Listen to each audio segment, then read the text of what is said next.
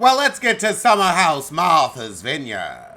I don't know what to have for dinner. Ooh, I've got meatloaf. I've got meatloaf and mashed taters. And a salad, that's what I'm gonna do. They had meatloaf on sale. So we open with a drunk Summer whining about how Bria making her feel. But everybody tired, everybody heading to bed, and everybody tired of the crying and the whining. It's been really cry this season. That next morning, Nick's gonna do a 5K because he's addicted to marathons. I'm good. I'm not running unless somebody chasing me. But Nick wants to have a house meeting when he gets back. However, Amir's girlfriend is whining that Freaknik wasn't her vibe. You gotta pick the right pink toes to bring around. My pink toes ain't anti-black. Summer's feeling hungover and apologetic. Oh God. But the next morning, all the girls are going over this drunken fight and it's turning into a game of telephone. So Summer and Noelle go to have their sit down even though Summer's more angry with Bria. So Summer's apologizing that Noelle was on the receiving end of her anger towards Bria. She gave her brunt. However, Natalie, you shouldn't be going over any of the drama that happened since you really ain't a member of the house. But she letting everybody know, oh, well, Bria, Shanice, and Noelle were in Shanice's room, and Summer came in and told them all off. Noelle tells Summer it's okay not to be okay. We can tell you going through. Noelle accepts Summer's apology, but she like, I don't really rock with you. And Summer, I really think you are this upset over Alex's anus, and you shouldn't be. Girl, was the dick that good? Or is it just that there are so few men? At the house meeting, Bria's like, look, just tell me what to do so I can do the one job. Alex is like, wait, what the hell? He said, okay, Heifer, can you tidy up the bathrooms? Bria, you are such a brat. Alex is like, just say you don't want to help, Heifer. Just be lazy and hide. We don't need you to be rude and snide.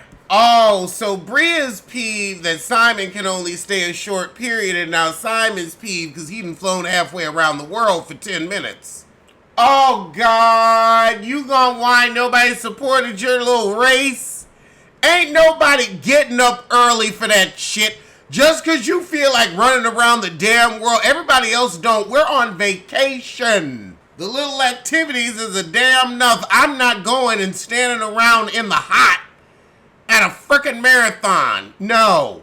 However, Bria says she ain't gonna clean the bathrooms. Hire someone, bitch. Cause she's like, I ain't getting ready for your girlfriend to come in.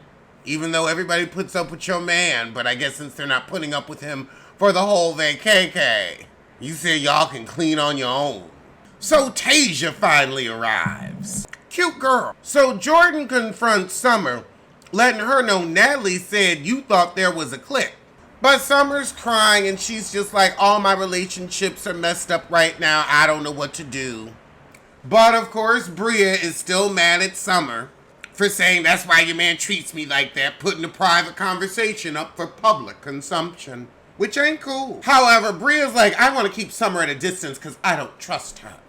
Oh, Mariah's dropping by for her evening cocktail. So Summer gonna be sober tonight, so we don't have another tired, tearful scene. Oh God, she wants to have a sit down with Amir. Girl, you pushed Bria and you messed up your own bag. That's not Amir's fault. I need you to take responsibility for yourself. Oh my God!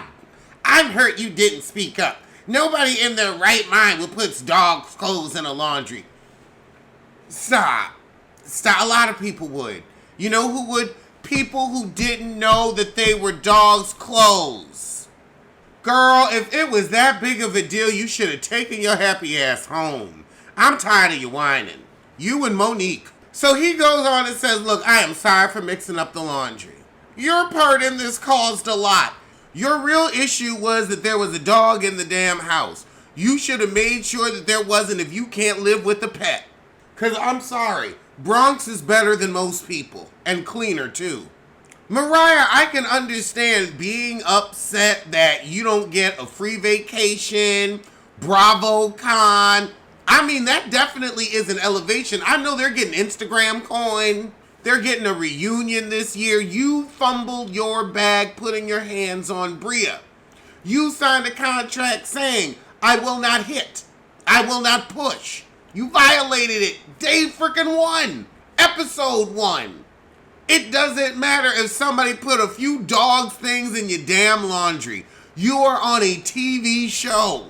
That's when you laugh it off with the check. But now it's cocktail hour. Mariah, you need to take some accountability. So the party looks really fun. Simon comes down in a flamingo costume. Bree is screaming, Simon, put it away. Put it upstairs. Oh, God. So Bree is screaming, I'm gonna break up with you. Let's go upstairs. Did Simon shit himself? Because the fart don't last that damn long. Ha ha ha! So Preston's boyfriend and somebody's girlfriend go to get Natalie because they gonna sneak and go swimming, and she says, I have the tea. Preston's boyfriend's like, how do you always have the tea? I want to know too. Well, actually, I do know, because Amir is a Bravo favorite, one of Andy Cohen's darlings, shall we say. And Amir knows how to play this reality game, and he's definitely trying to get this hussy on the show. So she put him out, and that's the shit. Well, I'ma see you soon for the Never Mets. So episode 2 opens with Dominique putting his hands on the girl he came to meet. They had to break it up, and production sends him to the hotel for the night, and he might be back tomorrow, might not. Girl, you don't need him. So the next morning with our 12-year couple, they finally knocked the dust off that thing. Well, he's been having kids with other women, so he's dust-free.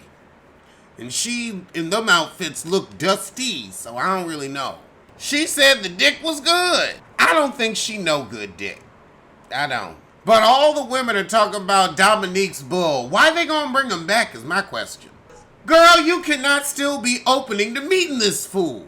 You still gonna get a free trip out this. So the host checks in with our lovely Alexis. Girl, you gonna be the fun single girl here. Don't bring that man back. Let's have a standard. So you talked to him for 6 months and you've realized he's a loser. Get out now. Cut your losses. Why are we showing videos from this fool? I will apologize for yesterday. No, go to therapy. Oh, he don't think it's that deep. Be cool. And she's smiling at the shit. However, she said it is that deep. You put your hands on me. That's deep. Oh my God! They said he has to go, but you also pushed him, so you gotta go and pack your bags too. Well, with Brandon and Sienna, he trying to get her to move to Florida. No. Oh, God, he said, well, this was a character building experience for me, so I don't regret it. I should be meeting girls online. Hit me up. Why, so you can try and hit them? No, thank you.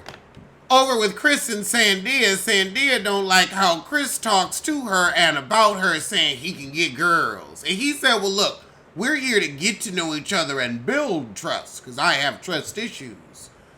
Because you a cheater yourself. I don't know if she doing too much or if he a gaslighter. It might be a mix of both. However, we have a meeting with the host who offers them an intimacy suite, aka a boom boom room. I'm pretty sure they're already humping in hallways and bumping in bathrooms. But now we're gonna learn about Kama Sutra. Greg's really feeling his girl, but she's like, he ain't in my head yet. This Kama Sutra ain't causing a lot of connection. Sienna sat on Brendan's lap. He said he was bored. He said, I feel like I'm about to grab the remote. To Rhonda, the host said, wow. Nothing? She told them intimacy requires work. Y'all ain't working. Or twerking. Greg hoping to get a little piece of puss, and Millie's like, let's keep waiting. Let's let it happen organically. Child, if you waiting for organic to happen, you may as well go on and get you some artificial, because it ain't gonna happen. So now Sienna is doing a real wishy-washy move. She's saying, you gotta come to New York. I'm not going to Florida. I'm not living with you without being married. And he's like, no, you just said, I remember her just saying too, you was gonna go to Florida when you had time. You was gonna make it happen because he got kids. She gonna say you the second or third person to call me inconsistent. Girl, your answer to that was inconsistent. Second or third, you can't even figure it out. that hurts your feelings. Inconsistency hurts feelings. She gonna say, you're a bitch? No, you literally just told him you have a history of being called inconsistent, and now you gonna call him a bitch when he says, sometimes you overtalk me. This is overtalking. She said, well, your broken marriage proves you can't keep a promise. He said, look, I got married because I had a kid at 20. So I tried to do the right thing. She is horribly defensive right now. This is awful. So later that night, we get to cooking. Sienna is still ragging on her man about his failed relationships when you the inconsistent heifer. His failed relationships were 10 years apart. Sienna, you sound incredibly stupid. There's just no other word for it. If you took marriage seriously, you'd be in that first marriage. Why would he be in a marriage that ain't working? They were children. 20 and 21 is really too young to be married. But okay.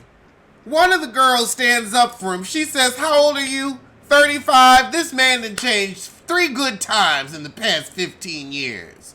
Why do we have to say just because a relationship ended means it's a failure rather than growth? Growth. So they have little one-on-ones with the other couples, and Greg's like, I didn't like that she called me a bitch today. And I can understand that because it was unnecessary. Just because you got called out, don't make him a bitch. They seem to be on the more platonic tip. Sienna's admitting they seem to be more on the platonic tip. Oh God, but now Sienna upset that Brandon talking to the other girl about their shit. I mean, y'all are all in the same boat, so it's not like he's flirting with her. He's talking to a woman to try to figure out how to talk to you. All right, well, that's the shit on the next one. The family gonna meet him. I'ma see you soon for something.